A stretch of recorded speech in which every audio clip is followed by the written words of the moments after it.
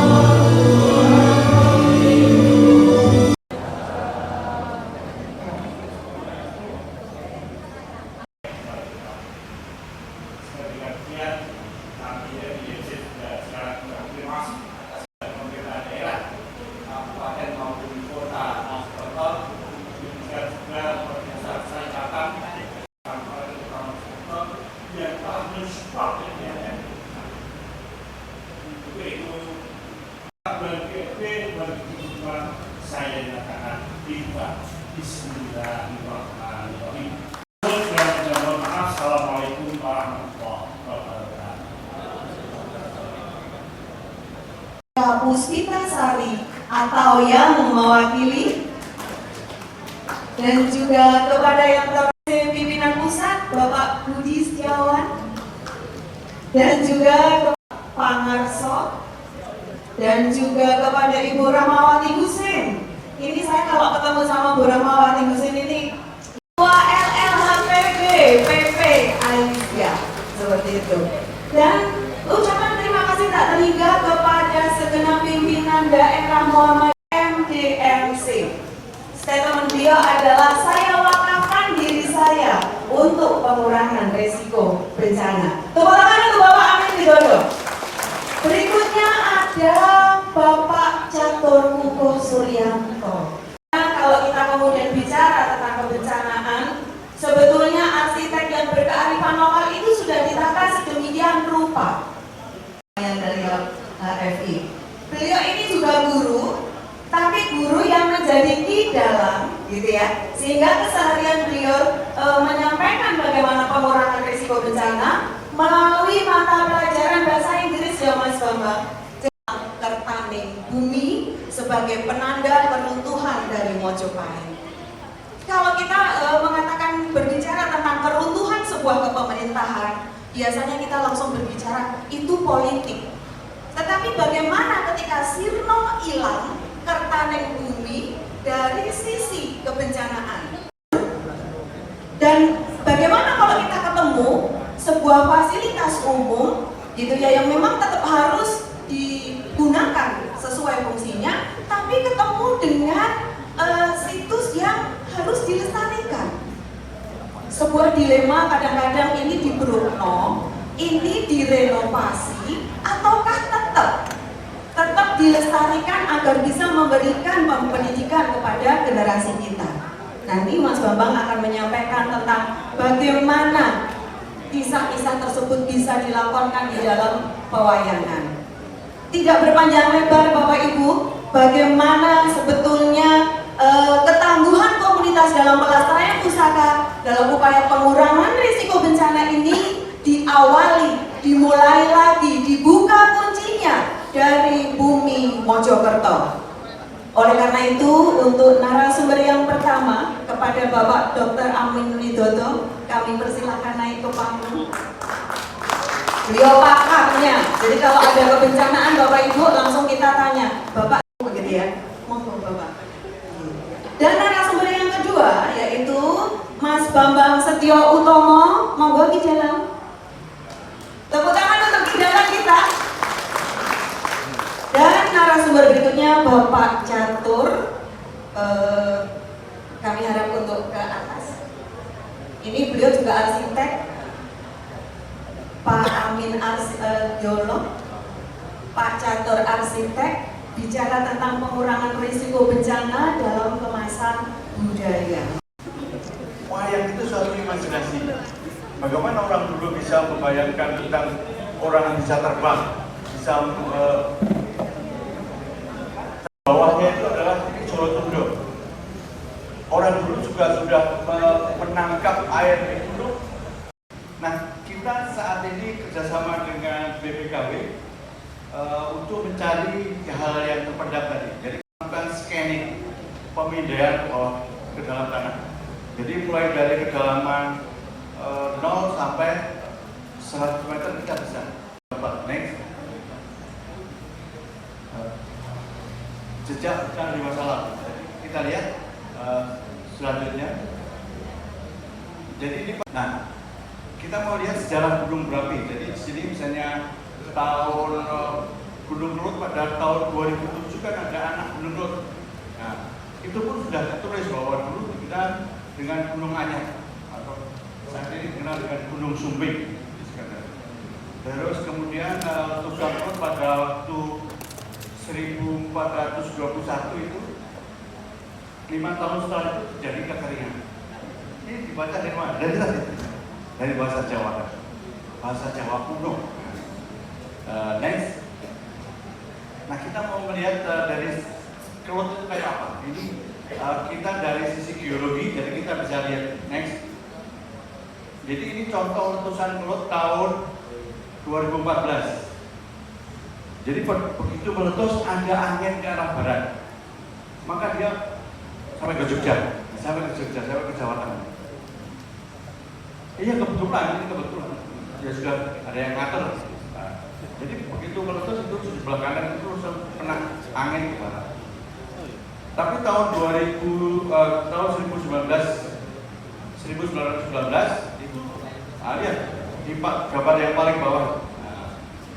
Itu menutupi banyak tempat. Nah, jadi seperti itu. Tingginya Gunung Kelut pada waktu meletus 2014 itu tingginya tahun 90 dulu kan Blitar sampai tebal ada yang sampai 5 meter pasir. Next. Ini Belanda juga melakukan rekayasa. Ini kalau kawah Kelut kita bisa melihat kawah Kelut itu kalau tidak dilakukan rekayasa itu airnya sangat banyak sekali. Sebelum 1920. Jadi pada zaman Majapahit sana itu Gunung Kelut itu meletusnya dikenal dengan banjir lahar karena yang kurang adalah air yang luar biasa besar. Nah, jadi seperti itu. Ini direkayasa oleh Belanda 1920. Next. Nah ini hasil dari PVMBG yang memantau Gunung Kelut. Ada tanggalnya ini 1000 di zaman Majapahit itu di bagian tengah yang ditangkap lagi. Next, hasilnya kayak apa? Kita lihat. Hasilnya kayak lihat. Nah, itu semua situs itu terpendam. Semuanya terpendam. Ada danau. Jadi seperti itu. yang kita pernah lihat itu sumber bensin Jombang. Berapa Jombang itu? Kan pernah banjir seperti itu karena ada air yang sangat besar tadi. Juga Sirno hilang. Next. Ini terpendam sampai 7 meter. Nah, mestinya kita melakukan penelitian semacam ini. Ini yang dilakukan oleh Badan Geologi tahun 2013. Kalau kita lihat pasirnya, itu pasirnya betul-betul pasir dari Gunung Berapi, bisa kelihatan. Next. Jejak bencana banjir. Kita mau lihat beberapa bendungan-bendungan yang supaya pada waktu itu tidak terjadi banjir yang besar, termasuk membelokkan kali ke Kali Lamong, ke Kali Porong dan ke Surabaya. Itu Belanda. Tapi sebetulnya Belanda itu kalau menurut tadi ini yang mau kita lihat sekarang. Next. Penelitian kita ITS. Jadi kalau dia membawa material yang besar, maka jadi sedimen itu kita hitung ulang balik, maka kira-kira seperti ini. Ini kira-kira videonya kayak ini yang kita mau membantu melakukan hal-hal seperti ini, merekonstruksi ulang. Proses geologi tsunami, gunung api, dan lainnya. Karena ini penelitian masih bisa ada tambahan, maka ini akan mudah. Kerajaan yang ideal dan kuat adalah jika suatu kerajaan dapat menguasai seluruh aliran sungai, sehingga menguasai pertanian di pedalaman dan perdagangan maritim di Muara. Daerah aliran sungai Berantas merupakan kawasan ideal untuk permukiman.